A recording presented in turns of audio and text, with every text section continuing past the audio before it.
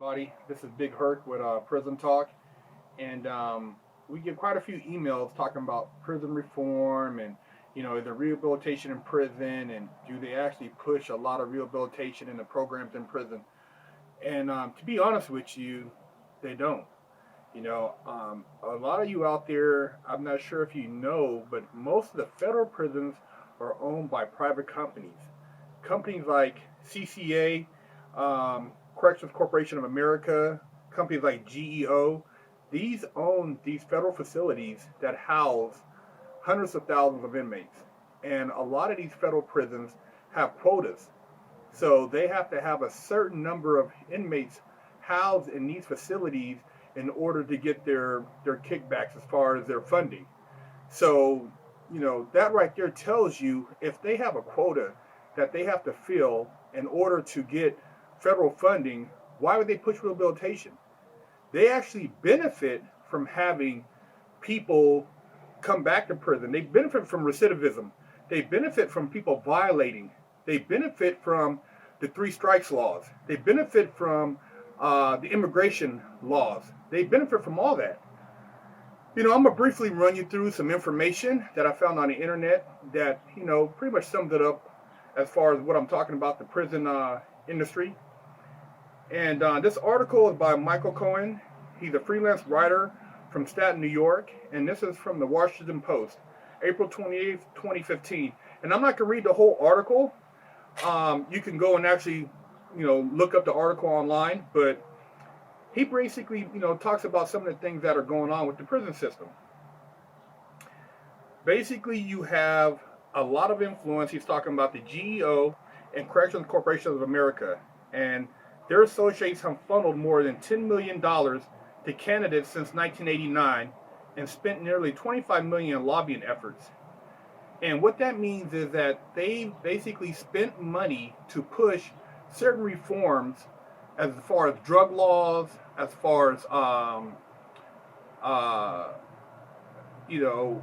violation laws, immigration laws that will keep people locked up longer or make the sentences more lengthy because they benefit from you sitting in prison. One of the things that they really look at, and people think that, hey, you commit a crime, you go do the time, but really, how much time do you need to do for certain crimes, especially the victimless crimes? I'm not trying to say that, hey, I'm asking for sympathy for what I did, for what I went to prison for, but I'm talking about people who are sitting in, federal prison or state prison for victimless crimes. In total, now there are about 130 privatized prisons in the country with about 157,000 beds. And they have to keep all those beds filled with, people going to jail. So, them basically working to keep, guys locked up in certain areas as far as, yeah, you commit a crime, yeah, you're going to get locked up. But the more impacted areas where, people are getting randomly pulled over and say, hey, you have any warrants, you have any violations, you've been arrested before, or the immigration situation, all this ties into the prison system. And in the feds, they have Unicor, which is basically private companies that source the prisons to build them things. In some facilities, they were working on Humvees. In some facilities, they were building certain things for like the federal government so that they can use as far as military stuff, and it's just basically privatized type of stuff in that nature.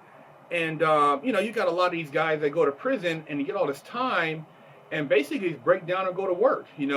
Big time drug dealers, hardcore gangsters, bank robbers, they're working at Unicor, and they think that making $2-3 a day or with overtime is actually something, and you actually become a slave in prison because you're now bought into working for nothing and basically giving your life to try to get this little extra money. You think that's going to make a difference, but you become basically slave labor, cheap labor.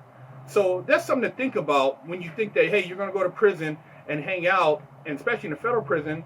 And a lot of these guys, end up converting and going to Unicor.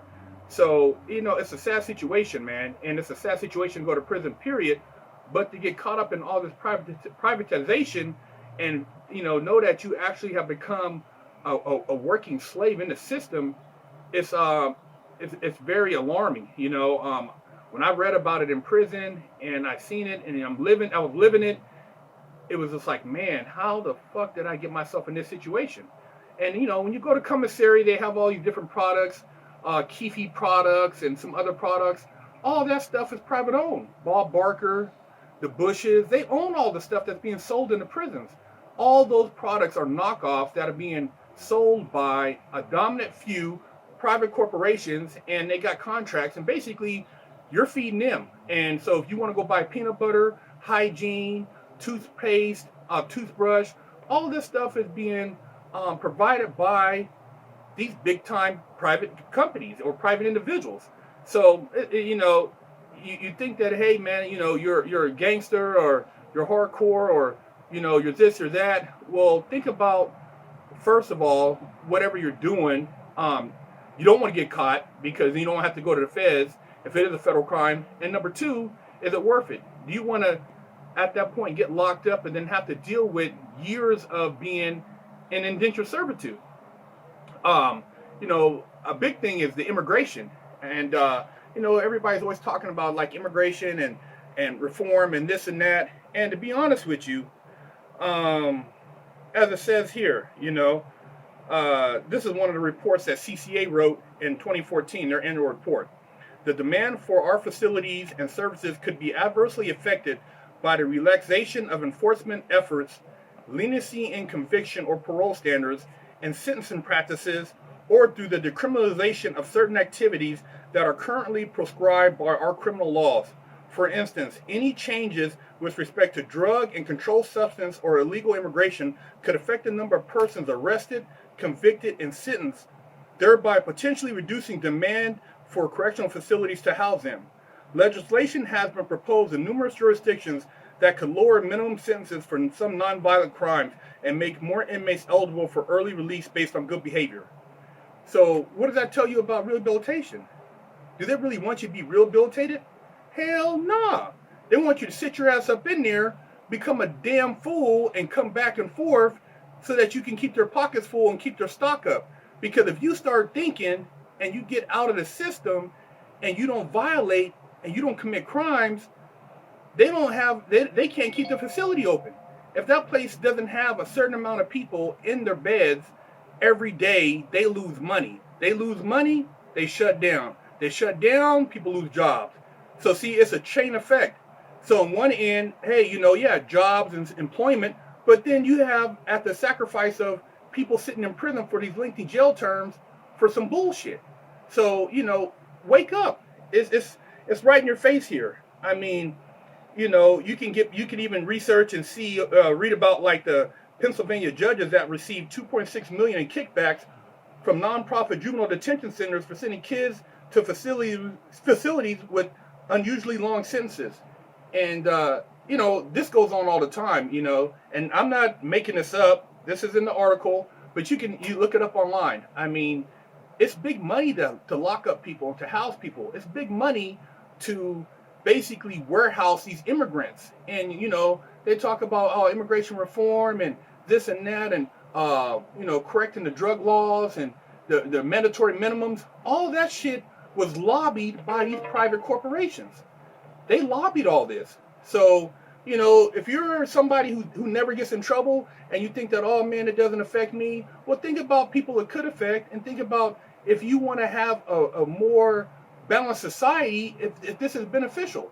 To have people go in there for years on end that may not come out like me, who may be straight barbarians, who may be just like, fuck it, I don't give a fuck because you guys fucked me up. So, when you say that, hey, I don't really want to hear about that. If they commit a crime, they should do the time. Yeah, I agree that when people fuck up, there should be ramifications to that, and they should, pay for their crimes. But once you do your time and get out and you better yourself, but at the same time, how about cleaning up this damn system? It's not beneficial to have hundreds of thousands of people sitting in prison For what? It costs more to house somebody in prison than it does to send them to college for a year. So why not educate these individuals with some type of program so they don't come back or so that they don't go there to begin with? So hey, it's just something to think about. But it's all out there for you guys to read, and it's so much money being made by these corporations that that you wouldn't believe. And there's a lot of people in Congress that benefit from this, and they basically have stock in these companies, and they lobby for these companies to actually have people locked up. I mean, private prisons have profited handsomely from policy owning 9 of the 10 largest ICE detention centers, according to the report released this month by grassroots leadership. So all that stuff is all beneficial to these private corporations. So think about it. When you're out there and you watching the news, or you're thinking, hey, this doesn't affect me, it does affect you, because it could be your neighbor, it could be a family member, it could be a relative. And once they get caught up in this system, it's hard to get your ass out of it. Legitimately. A lot of times you try to find ways to get around it, but these people aren't trying to just willingly let you up out of there. So, think about it. And like I said, educate yourself. We talk a lot about other subjects which are kind of funny or maybe just entertaining, but this is something serious that I want to share, is the privatization of the prison system. And it's not only feds, it's in the state too. And, they get these guys in there, they put them to work, and they put the carrot in front of them with a little bit more money than, the average guy in prison is making. And they go to work and they become slaves for the next however many years they're in there. So, I just want to give you guys a heads up on that, and do the research for yourself. Look up GEO, look up CCA, look up Whack and Hunt, look up these companies that run these private prisons that have to have a quota as far as so many people housed in their facility in order to not get shut down.